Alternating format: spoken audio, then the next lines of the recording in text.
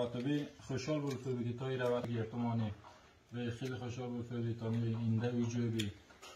قلم رسید جان تا اینده گرتمانی به خوشحال بود که تا مساتانی اگه اینده بیتا دیگه کتر خوشحال بودم و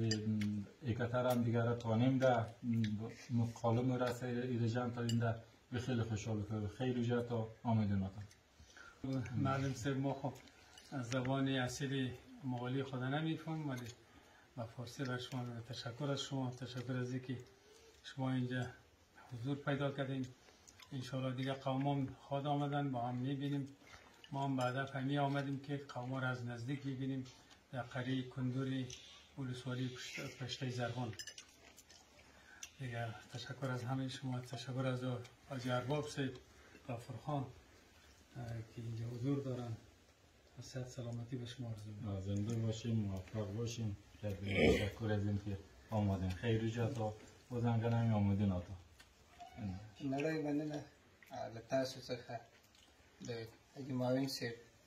محترم حاجي صاحب محمد قاسم خان فیصل صاحب څخه د ارباب صاحب څخه محترم حاجي صاحب عبدالمجید خان صاحب څخه چې دغه فرصتونه پیدا کوي تر څو د قومانو د الله یووالي د قومانو د معرفت سبب ګرځي تر څو د قومانو هغه مړی مینې را ژوندۍ کړي هغه مړه احساسات را ژوندۍ کړي هغه مړې جذبې را ژوندۍ کړي دا چې تاسو په مغلي ژبه زموږ سره غږېږئ دا زموږ افتخار دی او زموږ هیلې لا پیاوړې شوې لا هیلهمندي یعنې موږ ته رامخې ته کېږي چې شکر زموږ مغلان هم ژوندي دي زموږ مغلي ژبې هم ژوندي دي نو د افتخار ځای دی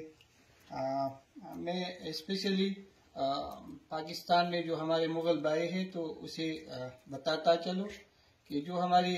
विज़िट थी या सफ़र थी अफ़गानिस्तान की सूबा हेरात तक जो कि बहुत से तारीख़ी आसार मुग़ल हवाले से रखते हैं और बहुत ही ज़्यादा तादाद में हमारे मुग़ल बिरादरी के लोग यहाँ रह रहे हैं यहाँ रहते हैं रिहाइश पजीर है। तो हमारे भाई जो है मालिम साहब तो उसने हमारे साथ मुग़ली ज़बान में गुफ्तगू की हमें वेलकम कहा खुश आमदीद कहा। तो इंशाअल्लाह जो ये मुग़ल कारवान है वर्ल्ड की सतह पर अफ़गानिस्तान पाकिस्तान की सतह पर इसे हम और आप मिलकर कामयाब बनाएंगे ताकि मुग़ल एक बार फिर दुनिया की सतह पर उभर आए मुग़ली तारीख़ एक बार फिर दुनिया में ज़िंदा मिसाल बन सके। तो तमाम का बहुत शुक्रिया मैं अदा करता हूँ। नड़ाई मनना آمدین تو بیاد خوشحال بود که تا وری کلمدونه که لغت و اردو پشت دو بیاد کوشش اکتر کنم ده که تا هم جوانود مانه کسان که مانه واتساپ تو بنا قطعی مانه هم گروه بنا بیاد اطلاعات اکتر رو بنا اطلاعات فرهنگی مانه بنا کتاب جاغن هم ده بیاد چند تا جوانود هسته مانه بنا که اوله برنه نورتونی که تا بهتر کتاب نودی بیاد جاقیان و تمام کمیونیتی قرطونی هرگاه آمدیم انشاءالله در این راستا آیات رهبری شورای اجتماعی قوم مغل افغانستان کار میکنه حاجی معاون سے محترم بسیار زحمت میکشه قانی سے محترم انشاءالله خدا کنه که بزودی یک انستیتیوت زبان مغلی در افغانستان ایجاد شود در مرکز کابل ایجاد شود بعد از او شاخهای او در زونها به سطح زونها ایجاد شود انشاءالله